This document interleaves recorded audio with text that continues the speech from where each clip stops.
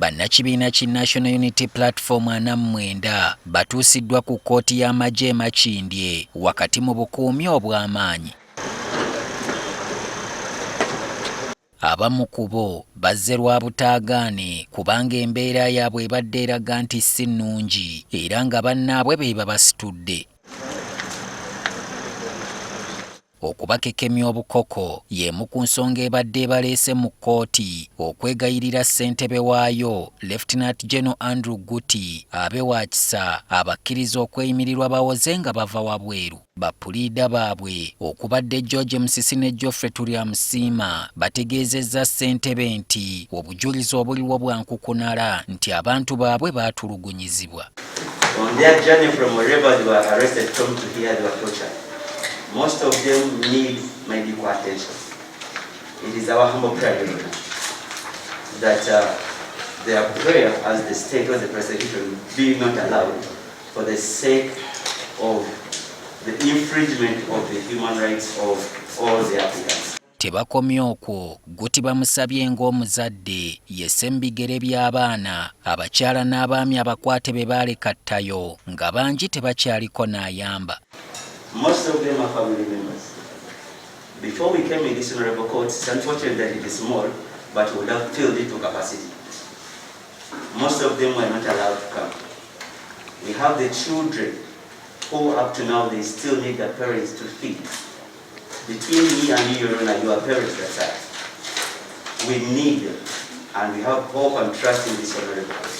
Kyokka bano babadde ng'abasika ekitajja kubanga n'oludda oluwaabi lugafuuyiddewo ssentebe nti si beetegefu kwanukula kusaba kwa bano nga n'olwekyo babadde beetaagayo obudde okwerowooza ku ky'okuddamu. We pray to this honorable court for a short adjournment up to the 8th of February 2021 so that we can make our reply. So we pray, my Lord.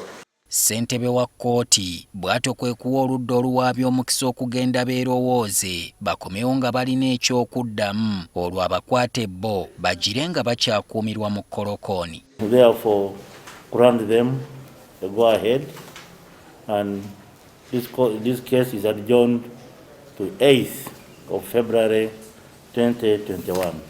Kyennyamiza naye tulowooza nti oba oliawo nga munaana kkooti lwewadde banayimbulwa era tusabe nti n'aba bakyali balamu okulaba nga bafuna obujjanjabi obutuufu. Bino byonna gavumenti ya Mwami Tibuhaburwa ejja bikola naye kubanga kwekwata ku busubi. Akaseera k'enkyukakyuka bwe kaba kazze nti akaseera bwe kaba katuusa omukyala azaala omwana ne bwakola atya oyo mwana mu buli ngeri ajja kufuluma. Banaana mu 9 poliisi n'amagye babakwatira ku bizinga e Kalangala ng'ennaku z'omwezi 3 Desemba 2020 nga baali bawerekera mukama waabwe Robert Kyagulanyi ng'awenja akalulu mu bannansi. Bano basooka kutwalibwa mu kkooti e Masaka, omulamuzi waayo n'akkiriza abamu beeyimirirwe kyokka kino tekyasoboka kubanga bwe bazzibwayo mu kkomera okuteekateeka ebyabwe beddira ewaka amagye gaabasalako ne gatabaganya. Oluvannyuma amagye gaabaleeta mu kkooti yaago ne gategeeza nti ng'ennaku z'omwezi 3 omwezi gwa January 2021 abakwate bonna basangibwa n'amasasi waganda 4 mu bitundu by'e Makerere ne Kavule mu Kampala ate ng'ebintu kikula kino biteekeddwa kukwatibwako bajaasi bokka. Mu kukwatibwa bano baabaleesa buli kimu kye baalina omwali n'emmotoka ze baali batambuliramu. Olunaku lw'eggulo poliisi e Kalangala yennyudde mmotoka n'ebimu ku bintu ebyalimu n'ebiddiza abakulu mu kibiina ki NUP. Bino byakwasiddwa amyuka ssenkulu wa NUP mu Buganda Mathias Mpuuga. Emmotoka zino zituweereddwa bannaffe ab'ebyokwerinda ku lwabwe baatukubidde nti katusobola okuzinona. Tusindikayo ttiimu nezinona.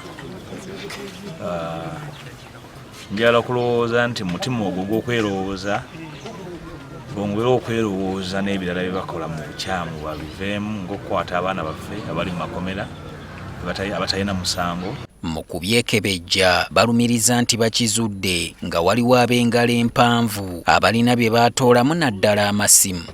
Tewali nsawo n'emu ebaddemu simu. Ezange zonna teziriimu, eza president batwali mu motoka y'emu n'ebiza by'abalala byonna ndowooza nabyo banaamala okukeberamu bye baagala babadde tebanaze bakubisa banaamala okukuba amasimu gaabwe banazituddiza nazo. Mpuuga ategeezezza nti n'okuzza obuzza poliisi bye yali ebawambyeko buwanguzi gye bali era n'agumya abali mu kkomera obutaggwaamu maanyi nanti anaanyiriza ekyoto aguma n'aguba ekyenyi. Solomon Kaweesa, NTV Akawungeezi.